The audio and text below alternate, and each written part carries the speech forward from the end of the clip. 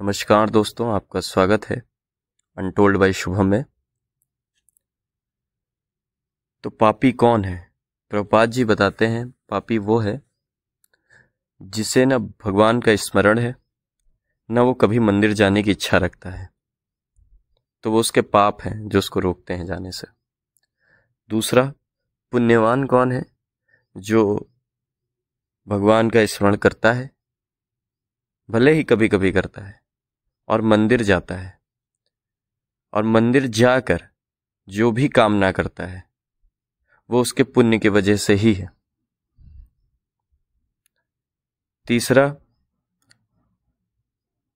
भक्त होता है जो पाप और पुण्य से परे होता है, वो शुद्ध भक्ति की ओर बढ़ता है। उसकी ना कोई पुण्य के हेतु कामना होती है और ना ही किसी तरह की पाप करने की इच्छा। इसी को आगे बढ़ाते हुए हम एक चर्चा को सुनेंगे। ये चर्चा अमेरिका में हुई है और जहाँ पे शिकागो पुलिस विभाग के अधिकारी थे। जुलाई 1975 की बात है ये।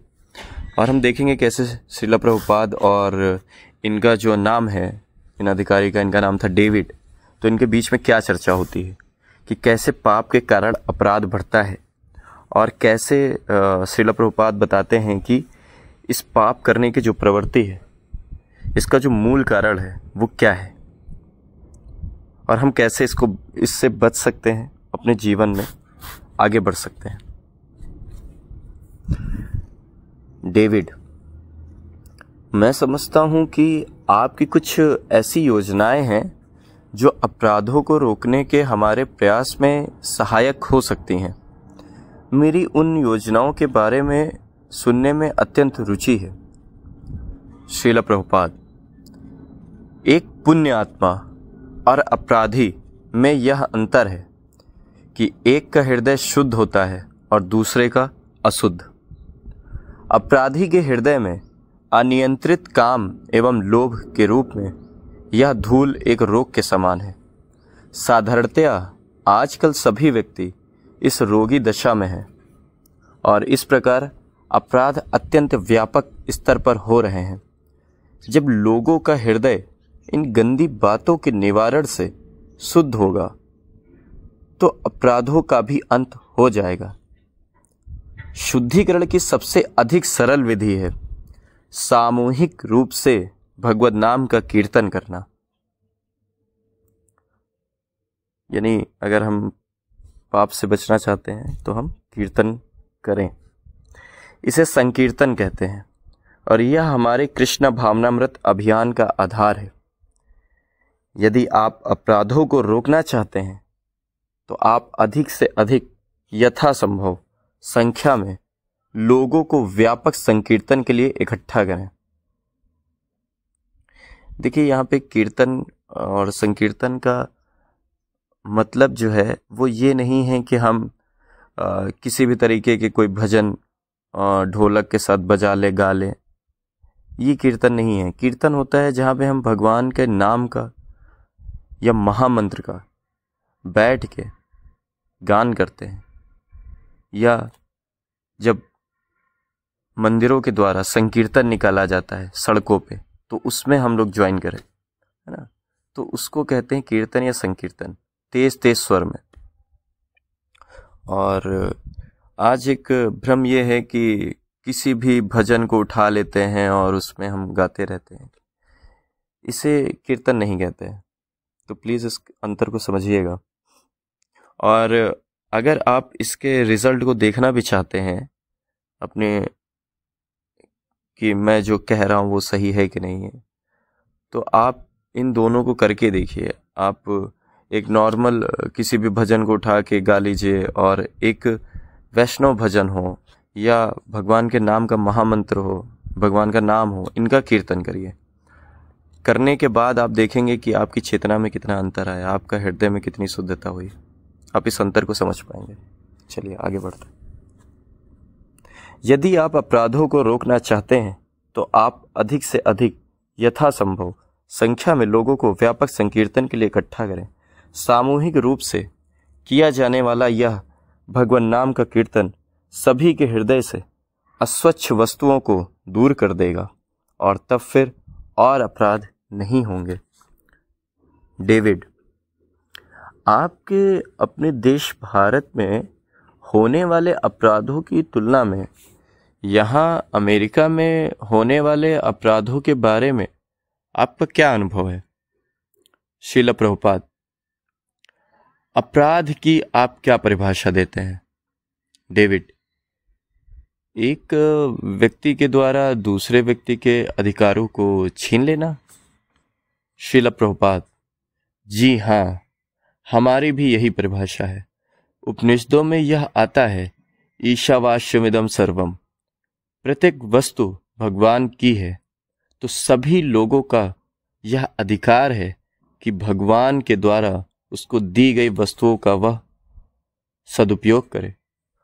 उसको दूसरे की संपत्ति पाने की चेष्टा नहीं करनी चाहिए। यदि कोई ऐसा करे तो वह अपराधी बन जाता है। वास्तव में पहला अपराध तो यही है कि आप अमेरिकन लोग सोच रहे हैं कि यह अमेरिका की भूमि आपकी है, यद्यपि 200 वर्ष पहले यह आपकी नहीं थी। आप विश्व के दूसरे भागों से आए हैं और अब यह दावा करते हैं कि यह आपकी भूमि है। वास्तव में यह भगवान की भूमि है और इसलिए यह प्रत्येक प्राणी की भूमि है, क्योंकि प्रत्येक जीव भगवान की संतान है। परंतु अधिकांश लोगों को भगवान की कोई धारणा ही नहीं है। व्यावहारिक रूप में सभी लोग भगवत विहीन भावनाओं से परिपूर्ण हैं।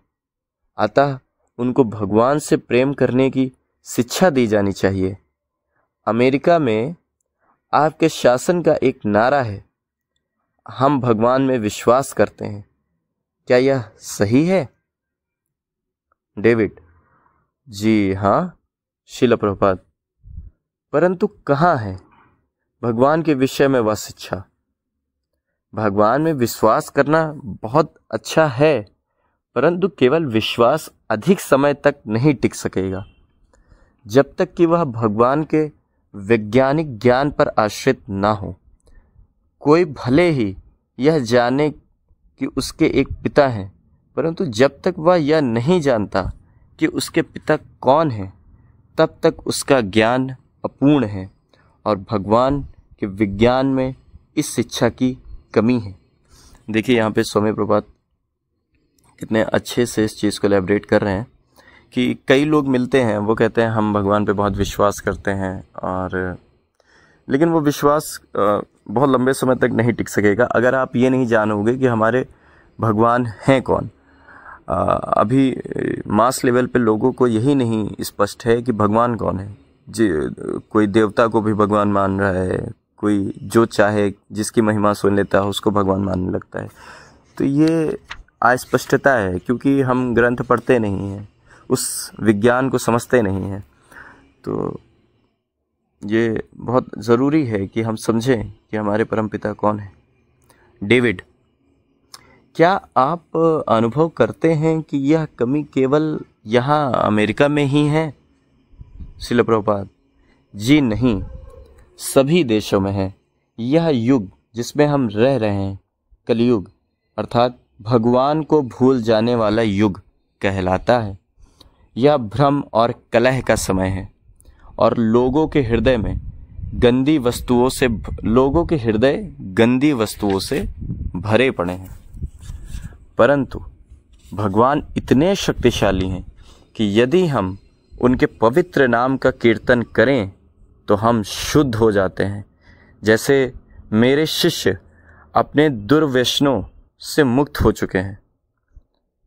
दुर्व्यसन मतलब जो व्यसन करते थे। हमारा अभियान भगवान नाम कीर्तन के इसी सिद्धांत पर आधारित है। हम बिना किसी भेदभाव के सभी को अवसर देते हैं। वे हमारे मंदिर में आ सकते हैं, हरे कृष्ण महामंत्र का कीर्तन कर सकते हैं, थोड़ा सा कृष्ण प्रसाद ले सकते हैं और इस प्रकार धीरे धीरे शुद्ध बन सकते हैं। यदि शासन के अधिकारी हमें कुछ सुविधा दें तो हम व्यापक कीर्तन का आयोजन कर सकते हैं, तब निस्संदेह संपूर्ण समाज में परिवर्तन हो जाएगा। डेविड,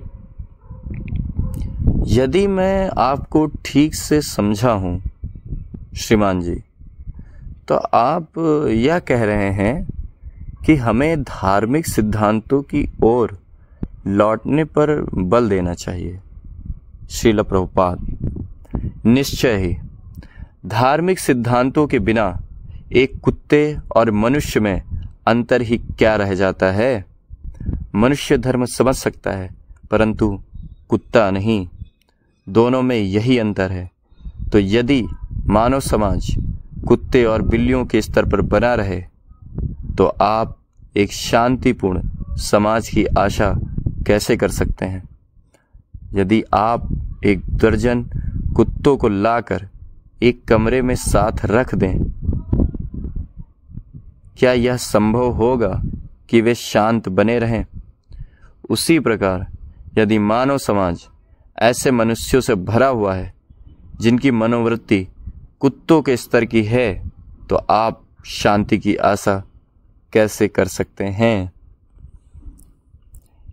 डेविड, यदि मेरे कुछ प्रश्न सम्मान रहित लगते हैं तो वह केवल इसलिए कि मैं आपके धार्मिक सिद्धांतों को पूर्ण रूप से नहीं समझता हूं। मेरे किसी भी प्रकार से अनादर अभिव्यक्त करने का कोई विचार नहीं है। श्रील प्रभुपाद, जी नहीं, यह मेरे धार्मिक विश्वासों का प्रश्न नहीं है। मैं तो केवल मनुष्य और पशु जीवन के अंतर की ओर संकेत कर रहा हूं। पशु संभवतः भगवान के विषय में कुछ नहीं सीख सकते, परंतु मनुष्य ऐसा कर सकते हैं। किंतु यदि मनुष्यों को भगवान के बारे में शिक्षा प्राप्त करने की सुविधा नहीं दी जाती तो वे कुत्ते और बिल्लियों के स्तर पर बने रहते हैं। आप कुत्ते और बिल्लियों के समाज में शांति स्थापित नहीं कर सकते। इसलिए शासन के अधिकारियों का यह कर्तव्य है कि वे देखें कि लोगों को इसकी शिक्षा दी जा रही है या नहीं, कि वे किस प्रकार भगवत भावना भावित बने। नहीं तो अशांति होगी ही, क्योंकि भगवत भावनामृत के बिना कुत्ते और मनुष्य में कोई अंतर नहीं है। कुत्ता भोजन करता है और हम भोजन करते हैं। कुत्ता सोता है और हम सोते हैं। कुत्ता मैथुन करता है और हम मैथुन करते हैं। कुत्ता अपनी आत्मरक्षा करने का प्रयत्न करता है और हम भी अपनी आत्मरक्षा करने का प्रयत्न करते हैं। तो ये तथ्य पशु और मनुष्य दोनों में ही विद्यमान है। अंतर केवल यह है कि कुत्ते को भगवान के साथ उसके संबंध की शिक्षा नहीं दी जा सकती, परंतु मनुष्य को दी जा सकती है। देखिए, श्रील प्रभुपाद इसमें कितने अच्छे तरीके से इसको एलैबोरेट कर रहे हैं कि आप ना इस समाज में जो भगवत प्रेम को नहीं जानता, जो भगवान का स्मरण नहीं करता, जो मंदिर नहीं जाता, जो भगवान के नाम का कीर्तन नहीं करता, जिसकी इच्छा ही नहीं है अपने हृदय को शुद्ध करने की, वो कुत्ते के समान है। वो कुत्ते बिल्ली हैं। आप उनसे उम्मीद मत करिए कि जो है आपको वो सुख देंगे। वो आपको सुख नहीं दे सकते। आपका हित यही है कि आप कैसे थोड़ा सा डिस्टेंस बना के आप अपने हृदय को शुद्ध करने में लग जाएं, क्योंकि इस दुखालय में आपको दुख ही मिलेगा, खासकर उन लोगों से जो असली सुख को नहीं जानते, जो ये नहीं जानते कि परम सुख क्या है, जो नहीं जानते कि भगवान का नाम ही परम सुख है। तो अगर वो आपके खास संबंधी हैं तो आप दूरी तो नहीं बना सकते, पर आंतरिक रूप से दूरी बना सकते हैं और बाहर एक अभिनय जरूर कर सकते हैं, लेकिन कोशिश करना चाहिए कि ऐसे लोगों से बचा जाए, क्योंकि इनके पाप करने की प्रवृत्ति बिना भगवान के नाम के नहीं मिट सकती। डेविड, धर्म पर लौटने के लिए क्या शांति एक प्रारंभिक कदम नहीं है? हमें क्या पहले शांति स्थापित नहीं करनी चाहिए? श्रील प्रभुपाद, नहीं, यही तो कठिनाई है। वर्तमान में कोई भी वास्तव में धर्म का अर्थ नहीं जानता है। धर्म का अर्थ है भगवान के नियमों का पालन करना, जैसे अच्छी नागरिकता का अर्थ है शासन के नियमों का पालन करना। चूंकि किसी व्यक्ति को भगवान का कोई ज्ञान नहीं है, इसलिए कोई भी भगवान के नियमों को अर्थात धर्म के अर्थ को नहीं जानता। आज के समाज में लोगों की यह दशा है, वे लोग धर्म को भूल रहे हैं, उसे एक प्रकार का विश्वास मान रहे हैं। विश्वास तो अंधविश्वास भी हो सकता है। विश्वास धर्म का यथार्थ वर्णन नहीं है। धर्म का अर्थ है भगवान के द्वारा दिए गए नियम, और जो कोई भी इन नियमों का पालन करता है वह धार्मिक है, चाहे वह क्रिश्चियन, हिंदू या मुसलमान क्यों ना हो। देखिए, शिला प्रभुपाद ने एक तीर से 100 निशाने कर दिए। अब इसमें उन्होंने ये बता दिया कि वास्तविक धर्म क्या है। जिन कथाकथित धर्मों को, सामूहिक पंथों को, जिनको हम धर्म कहते हैं, जैसे क्रिश्चियन है, हिंदू है, मुसलमान है, ये धर्म नहीं है। धर्म, असली धर्म क्या है कि भगवान ने जो नियम है, भगवान के नियमों का पालन करना असली धर्म है। भगवत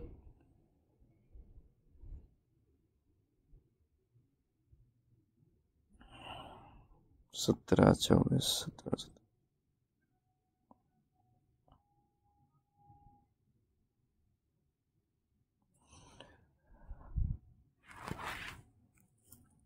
असली धर्म है भगवान की सेवा करना। तो ये जो कथाकथित धर्म हैं, जो अंधविश्वास फैलाते हैं, जो कुप्रथाएं हैं, इन सब से हमें बचना चाहिए। जाति और धर्म, ये अब इनको मैं क्या बोलूं, ये असली धर्म तो है नहीं। इसे श्रील प्रभुपाद बोलते थे चीटिंग धर्म। तो ये चीटिंग धर्म है कि मैं क्रिश्चियन हूं, मैं हिंदू हूं, मैं मुसलमान हूं, है ना। आपको नहीं पता भगवान कौन है, आप नहीं जानते हो भगवान के नियम क्या हैं, आप नहीं जानते हो कि चेतना क्या होती है, आप नहीं जानते हो कि बुद्धि को कैसे भगवान में लगाया जा सकता है, आप ये नहीं जानते हो कि आपका मन कैसे काम करता है, आप नहीं जानते हो कि इस जीवन में आप क्यों आए हो, आप नहीं जानते हो कि ये संसार दुखालय है, आप रेगिस्तान में पानी की खोज कर रहे हो। तो जब आपको कुछ पता ही नहीं है इस जीवन के बारे में, भगवान के बारे में, तो आप किस धर्म की बात करते हो? ये कौन सा धर्म है जो आपको एक झूठी शान देता है कि मैं मुस्लिम हूं, मैं हिंदू हूं, मैं क्रिश्चियन हूं, जो आपको आज तक यही नहीं सिखा पाया है कि विनम्रता किसे कहते हैं। धर्म कभी भी आपको कट्टरता नहीं सिखाता, धर्म आपको विनम्रता सिखाता है, भले ही आप किसी भी पंथ से हो, किसी भी ग्रुप से हो। धर्म कभी आपको आपसी झगड़े करना नहीं सिखाता, धर्म आपको भगवान की सेवा करना सिखाता है। तो ये है श्रीला प्रभुपाद, जो आपको भगवान की ओर लेकर चलते हैं।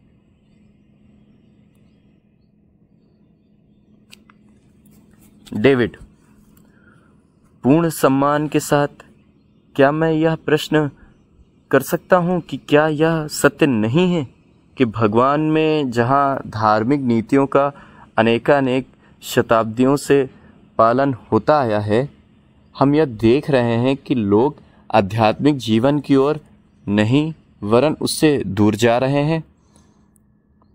जी हाँ श्रील प्रभुपाद, जी हाँ, परंतु यह केवल खराब नेतृत्व के कारण है।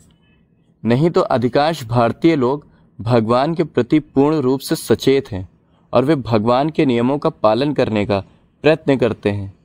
यहाँ पश्चिम में महाविद्यालय के बड़े बड़े प्रोफेसर तक भी भगवान में या तो मृत्यु के पश्चात जीवन में विश्वास नहीं करते, परंतु भारत में सबसे अधिक निर्धन मनुष्य भी भगवान में और अगले जीवन में विश्वास करता है। वह जानता है कि यदि वह पाप करेगा तो उसे कष्ट होगा और यदि वह पुण्य करेगा तो सुख भोगेगा। आज भी ग्रामीणों में यदि किसी बात में असहमति हो जाए तो वे मंदिर में जाकर सुलझा लेते हैं, क्योंकि सभी लोग जानते हैं कि भगवान की श्री मूर्ति के सामने असत्य बोलने में विरोधी दल को हिचकिचाहट होगी। तो अधिकांश रूप से भारत में अभी भी 80% लोग धार्मिक हैं या भारत में जन्म लेने का विशेषाधिकार है और विशेष उत्तरदायित्व भी। भगवान श्री चैतन्य महाप्रभु ने कहा है, भारत भूमि तहल मनुष्य जन्म यारा, जन्म सार्थक करी कर पर उपकारा। जिसने भी भारतवर्ष में जन्म लिया है उसे कृष्ण भक्त बनकर अपना जीवन सार्थक करना चाहिए। तत्पश्चात उसको संपूर्ण विश्व में कृष्ण भावनामृत का वितरण करना चाहिए।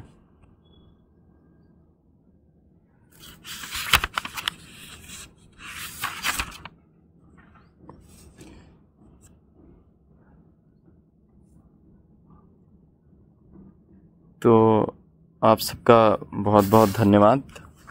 तो हमने इसमें समझा कि पाप क्या है, पुण्य क्या है, पाप करने की प्रवृत्ति कैसे बनी रहती है, और ये संसार में हम उन लोगों से दूर रहें, उन लोगों से बचें जो कृष्ण की ओर नहीं जाते हैं, जिनकी इच्छा नहीं है, और हम कोशिश करें कि वे अपने हृदय को साफ करें।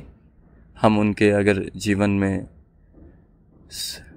कुछ फूल खिला सकें तो अच्छा होगा, और अगर वो नहीं खिलाने की उनकी इच्छा है तो ये उनके पाप हैं जो उनको रोकते हैं। तो हमें उस समय उनसे बचना चाहिए और अपनी आत्मिक कल्याण की ओर आगे बढ़ना चाहिए।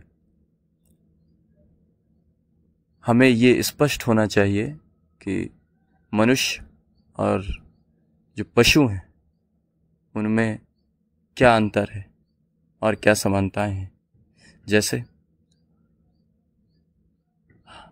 मैथुन, खाना, आत्मरक्षा, ये हम दोनों में समानताएं हैं, लेकिन कुत्ता कभी भगवान को नहीं समझ सकता है, लेकिन जो मनुष्य है वो भगवान को समझ सकता है, उनकी ओर आगे बढ़ सकता है।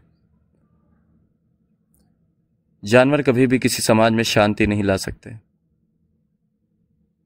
क्योंकि वो भगवान को नहीं जानते, लेकिन मनुष्य शांति ला सकता है क्योंकि वो भगवान को जानता है। उस पथ पर अगर आगे बढ़ेगा तो वो शांति ला सकता है। लेकिन जैसे ही मनुष्य का जीवन पशु वृत्ति का हो जाता है तो वो पाप कर्मों में ही लगा रहता है, वही अपराध करता रहता है बार बार आदतन, और ना ही वो भगवान को जानने की इच्छा रखता है। तो पाप की प्रवृत्ति से बचने का सरलतम उपाय जो श्रील प्रभुपाद ने बताया वो है कीर्तन करना।